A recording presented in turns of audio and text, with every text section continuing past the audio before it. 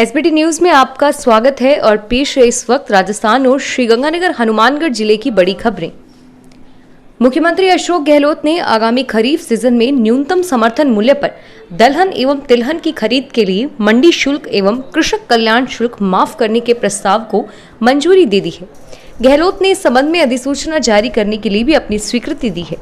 उल्लेखनीय है कि केंद्र सरकार की ओर से जारी पीएसएस गाइडलाइंस के अनुरूप प्रदेश में इस खरीफ सीजन में समर्थन मूल्य पर मूंग, उड़द, मूंगफली एवं सोयाबीन की खरीद, परिवहन, भंडारण एवं बिक्री के लिए इन शुल्कों को माफ करने की स्वीकृति दी गई है।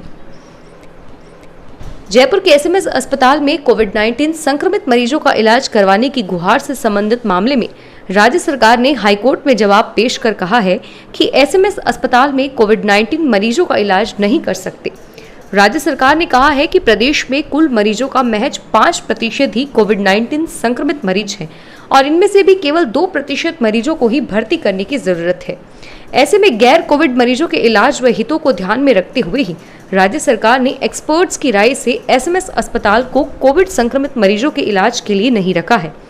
इसके अलावा एसएमएस अस्पताल की बजाय आरयूएसएच, जयपुरिया अस्पताल व ईएसआई अस्पताल को पूरी तरह से कोरोना संक्रमित मरीजों के इलाज के लिए समर्पित किया हुआ है।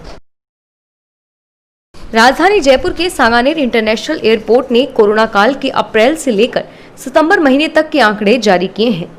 इन आंकड़ों में एक बेहद दिलचस्प पहलू सामने आया है। अप्रैल में यहां से 6 इंटरनेशनल फ्लाइट्स ने उड़ान भरी थी, लेकिन आपको यह जानकर आश्चर्य होगा कि इन 6 उड़ानों में महज 3 लोगों ने ही यात्रा की। एयरपोर्ट की ओर से जारी इन आंकड़ों में डोमेस्टिक और इंटरनेशनल फ्लाइट्स की यात्रियों की तादाद को अलग अलग बताया गया है। इनमें इंटरनेशनल उड़ानें वो हैं जो वंदे भारत मिशन और एयर बबल के तहत संचालित हुई थी। मुख्यमंत्री अशोक गहलोत ने देश के गृह मंत्री अमित शाह को पत्र लिखकर राजस्थान में महिला सुरक्षा के लिए काम देखने के मामले में भाजपा उपनेता प्रतिपक्ष राजेंद्र राठौड़ की प्रतिक्रिया सामने आई है। उन्होंने ट्वीट कर लिखा है कि मुख्यमंत्री अशोक गहलोत जी, किसी को देखने की जरूरत नहीं है, दीवार पर लिखा दूर से ही दिखाई दे रहा है।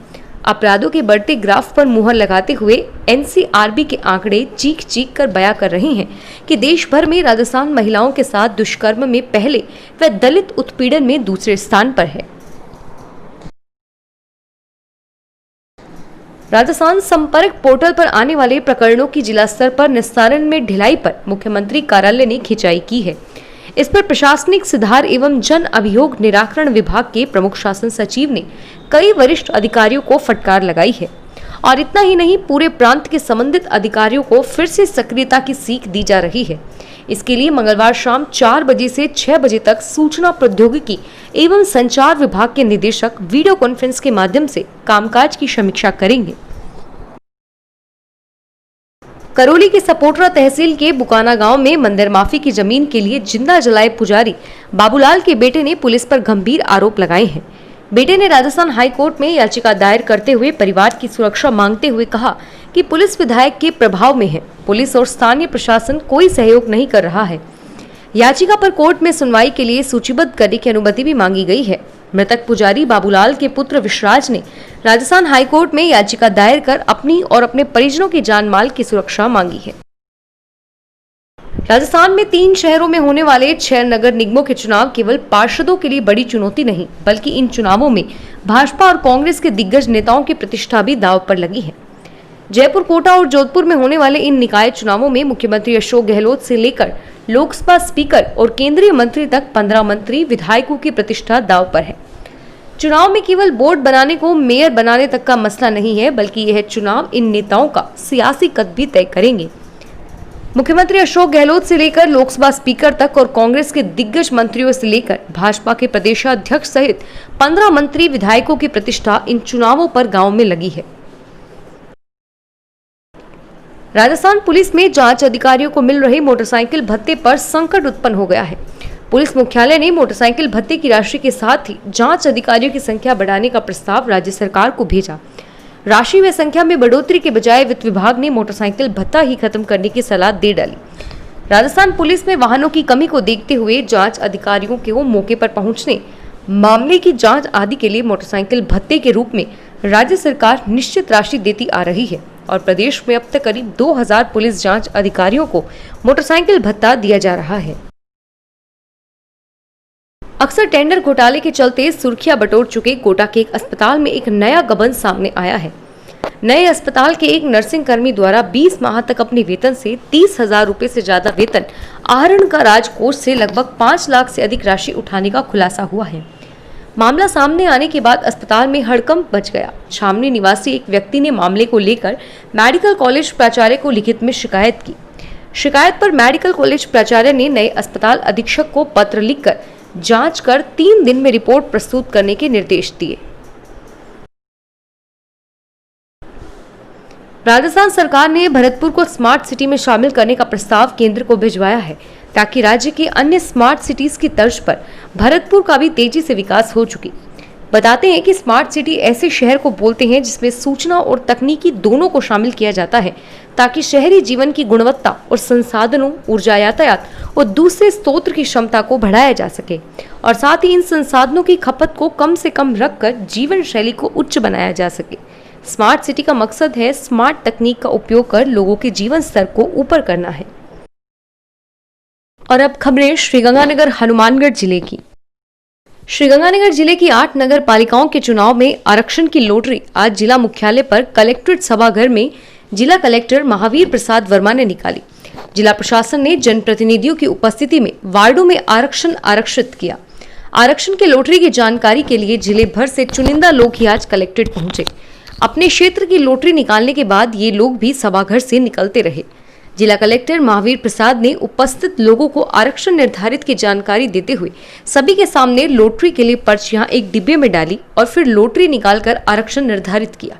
इस अवसर पर अतिरिक्त जिला कलेक्टर प्रशासन डॉक्टर गुंजन सोनी, सभी नगर पालिकाओं के उपखंड अधिकारी, श्री करणपुर के विधायक गुरमीत सिंह कुन्नर, रायसी नगर विधायक बलवीर लूथरा, अनूपगढ़ विधायक भाजपा के प्रतिनिधि प्रदीप धेरड़, कांग्रेस के प्रतिनिधि भीमराज ढाबी आदि उपस्थित थे। कोरोना संक्रमण के बीच होने जा रहे नगरपालिका चुनाव को लेकर इस बार लोगों में उत्साह नजर नहीं आया। श्रीगंगानगर जिला मुख्यालय पर आरक्षण की लॉटरी निर्धारण होने पर बड़ी संख्या में नगरपालिकाओं के क्षेत्र से लोग यहां पहुंचते थे। चुनाव लड़ने के इच्छुक लोग अपने वार्ड की लॉटरी का बेसब्री से इंतजार करते थे, लेकिन इस बार 1 दर्जन से अधिक लोग भी कलेक्ट्रेट सभागार में लॉटरी की स्थिति जानने के लिए नहीं पहुंचे। इन लोगों से अधिक तो दर्जनों पुलिसकर्मियों का जाब्ता यहां लगाया गया था। श्रीगंगानगर में कई साल से 50 पुरानी धान मंडी के आगे खाली भूमि पर चूड़ी व मनोहारी का सामान बेचने वालों को अब प्रशासन ने मटका चौक स्कूल के पास वेडिंग जोन में शिफ्ट करना शुरू कर दिया है। इसी उद्देश्य से मंगलवार को नगर परिषद अमले ने मटका चौक स्कूल की दीवार के साथ दुकानें लगा रहे कुंभकारों से करीब 45 फीट जगह खाली करवाने की कार्यवाही की। गत दिवस ही जिला कलेक्टर ने इस कार्यवाही के दौरान कानून एवं सुरक्षा व्यवस्था बनाए रखने के लिए तहसीलदार संजय अग्रवाल को कार्यपालक मजिस्ट्रेट लगाया था। आज कार्यपालक मजिस्ट्रेट की मौजूदगी में मटके वालों से चूड़ी विक्रेताओं के लिए जगह खाली करवाई गई। दोपहर करीब 12 बजे नगर परिषद के अधिकारियों ने मौके पर पहुंचकर मटका विक्रेताओं से जगह खाली करने के लिए समझाइश की। त्योहारों से पहले सरकार के आदेश पर पिछले 2 दिन से हनुमानगढ़ सहित प्रदेश के अन्य जिलों में शुद्ध के लिए युद्ध अभियान के तहत खाद्य पदार्थों के सैंपल लिए जा रहे हैं, लेकिन श्रीगंगानगर जिले में यह विशेष अभियान ठप पड़ा है। इसका मुख्य कारण स्वास्थ्य विभाग के पास खाद्य सुरक्षा अधिकारी नहीं होना है। यहाँ सीएमएचओ में फूड इंस्पेक्टर के 2 पद स्वीकृत तथा दोनों ही लंबे समय से रिक्त पड़े हैं। पूर्व में भी हनुमानगढ़ के खाद्य सुरक्षा अधिकारी हरिराम वर्मा को यहाँ बुलाकर खाना पूर्ति की जाती रही है। इस बार गंगानगर में अभियान को लेकर क्या स्थिति रहेगी, इस बारे में जानकारी के लिए सीएमएचओ डॉक्टर गिरधारी मेहरड़ा से संपर्क का प्रयास किया गया, लेकिन वे एक बैठक में व्यस्त बताए गए। हनुमानगढ़ जंक्शन पुलिस ने पंजाब से भिजवाए गए माल को रास्ते में खुर्द-बुर्द करने के मामले में कैंटर चालक के खिलाफ मुकदमा दर्ज किया है। पुलिस के अनुसार सुरेंद्र अरोड़ा ने रिपोर्ट देकर बताया कि उसने पुराना माल रद्दी पेपर लोड करके कैंटर के जरिए पंजाब के बरनाला शहर में भेजे थे। वाहन चालक सुखविंदर 14 सितंबर को कैंटर लेकर रवाना हुआ था। बरनाला में माल अनलोड करने के बाद कुछ माल कैंटर में लोड कर हनुमानगढ़ के लिए रवाना किया गया, परंतु अभी तक सुखविंदर कैंटर लेकर नहीं पहुंचा है और उससे वाहन में लोड माल को खुर्द-बुर्द कर दिया। कोरोना काल में यात्रियों की सुविधाओं के लिए कोटा श्रीगंगानगर, कोटा एवं Jhalawar city, Sriganganagar Jhalawar city special rail सेवाओं का संचालन शुरू कर दिया है।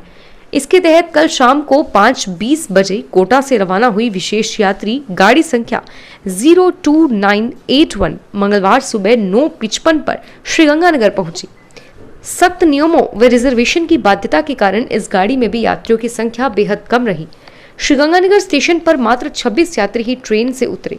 स्टेशन अधीक्षक डी.के. त्यागी के अनुसार सभी यात्रियों की स्क्रीनिंग की गई और सभी स्वस्थ पाए गए। हनुमानगढ़ जिले के संगरिया थाना क्षेत्र में एक वृद्धा से लूट हो गई। उसके कानों से सोने की बालियां छीनकर अज्ञात लुटेरे फरार हो गए। वृद्धा के पति की रिपोर्ट पर पुलिस ने मुकदमा दर्ज किया है। पुलिस के अनुसार दर्शन सिंह ने रिपोर्ट देकर बताया कि उसकी पत्नी सुखप्रीत कौर 9 अक्टूबर की शाम 4:30 बजे पड़ोसन के घर जा रही थी। रास्ते की गली में पहले से तैयार खड़े 2 युवक बाइक पर आए और उसके कानों से सोने की बालियां छीनकर भाग गए।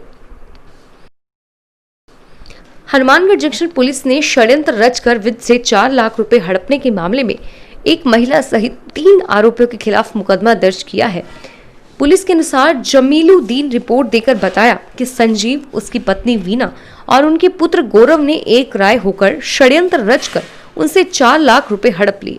परिवादी ने आरोपियों से रुपए मांगे तो उन्होंने रुपए लौटाने से मना कर दिया। हनुमानगढ़ जिले की रावतसर पुलिस थाना क्षेत्र में जीप की टक्कर से बाइक सवार 2 जने घायल हो गए। दोनों को सरकारी अस्पताल में भर्ती करवाया गया है। पुलिस के अनुसार रूप सिंह ने रिपोर्ट दी कि जीप चालक आईदान ने लापरवाही से वाहन चलाते हुए उसकी बाइक में टक्कर मार दी।